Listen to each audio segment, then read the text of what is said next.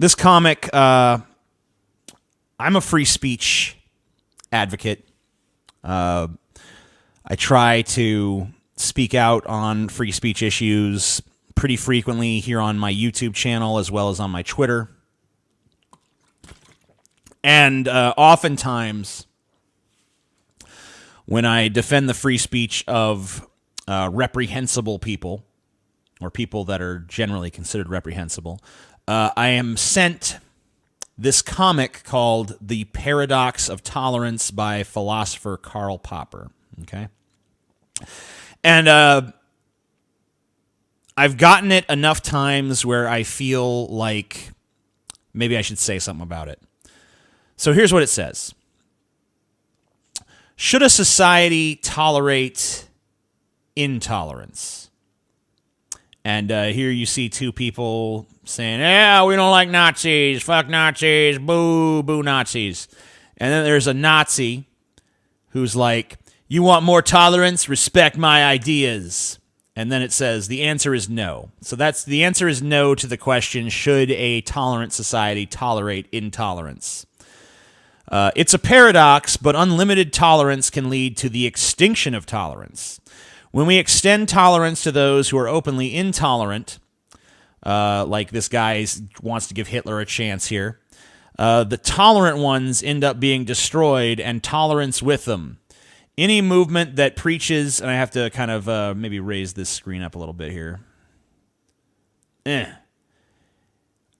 Any movement that preaches intolerance and persecution must be outside the law.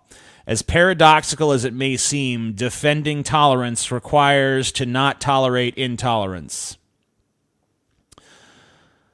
Okay, so here's the problem with that. If you believe that tolerating intolerance is intolerance, then you are intolerant and you shouldn't tolerate yourself. So yeah, it is a paradox. And if you can't resolve the paradox, then I don't understand why we're even having this discussion. America has had freedom of speech for a long time now. Since the Declaration of fucking Independence. No, not quite since then, but since the signing of the Bill of Rights, which I don't know what year that was, but shortly after America was founded as a nation. And in that time, we have had fringe groups. We've had groups that were against the Chinese. We've had groups that were against black people, like the KKK. We've had groups that were against Jews. We've had groups that were against gays, like the Westboro Baptist Church. Tolerating them has not led us as a society down the road of intolerance. In fact, our society has become more and more tolerant with each progressive generation. Gay people couldn't get married 20 years ago, couldn't get married 10 years ago for that matter. That entire time that gay people were fighting for their rights, there were people in this society that were like, we hate queers, we hate queers. And you have to remember that at some point, the people who were saying, hey, there's nothing wrong with being gay, they were the fringe minority. They were the ones that society viewed as extremists. They were the ones that people were saying, we can't tolerate this because they're advocating for a horrible lifestyle. They're advocating for a horrible way of being that's going to destroy the fabric of our society. And it was because we allowed freedom of speech. It was because we don't silence fringe opinions that gay people were able to fight for their rights in this country. It was because we don't silence opinions that we make no law silencing people. It was because of that people like Martin Luther King were able to fight for black civil rights. It was because we don't censor unpopular opinions that women were able to fight for their rights in this society. All of the positions that are now these progressive ideals that we've achieved in this country were at one time fringe ideas that people were scared shitless of.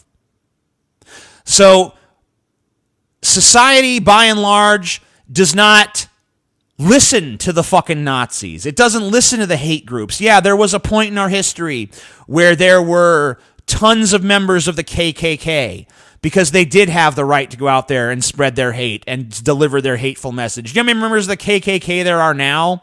It's fucking like 5,000 or something in a country of like 300 million or so. So it's insignificant. It's marginal. It's nothing. And there are other hate groups out there. But the amount of people who are members of hate groups is a fucking tiny ass goddamn sliver of society.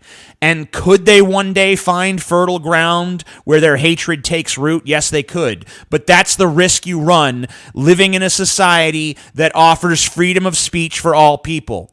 And I think that if you look historically, freedom of speech has done a lot more good for us than it's done bad, because usually the ideas that take root and end up changing the culture are the ideas that the populace recognizes are actually good ideas. It's the ideas that people recognize, hey, there really is no reason for us to discriminate against gay people. There's no reason for us to be like, hey, what two dudes want to do in their bedroom, none of my fucking business. None of my fucking business. If they want to fuck, they can fuck. They're both adults. They can both consent. They can both. If that dude likes dicks in his butt and that other dude likes sticking dicks in other dudes' butts, more fucking power to them. Ain't hurting me. Isn't making what me and my wife have any less. Isn't harming the social fabric. There's no way that you can connect those dots. So, by and large, freedom of speech has been the friend of progress. It has not been the enemy of progress. You know, because only a society where freedom of speech is allowed are we able to speak out against society's intolerance. Because the natural order of things is not people looking at the fringe minority and saying, okay, yeah, that's good. They're entitled to their opinion too. The default setting of humanity is that person disagrees with the mob, so the mob gets together and beats the fucking shit out of them. And even in a society with free speech protections, that happens. But you know where it happens a fuck of a lot more? A society that offers no free speech protections. So this comic is total bullshit. It's total bullshit. The Patreon you see before you is the Pessimist Productions Patreon that includes Deep Fat Fry, The Amazing Atheist, Cinema for Cynics, Ideology, TJ Does Life. We are currently sitting at 3,550 patrons. If you want to know why we have so many, then maybe check it out, see if it's right for you, etc.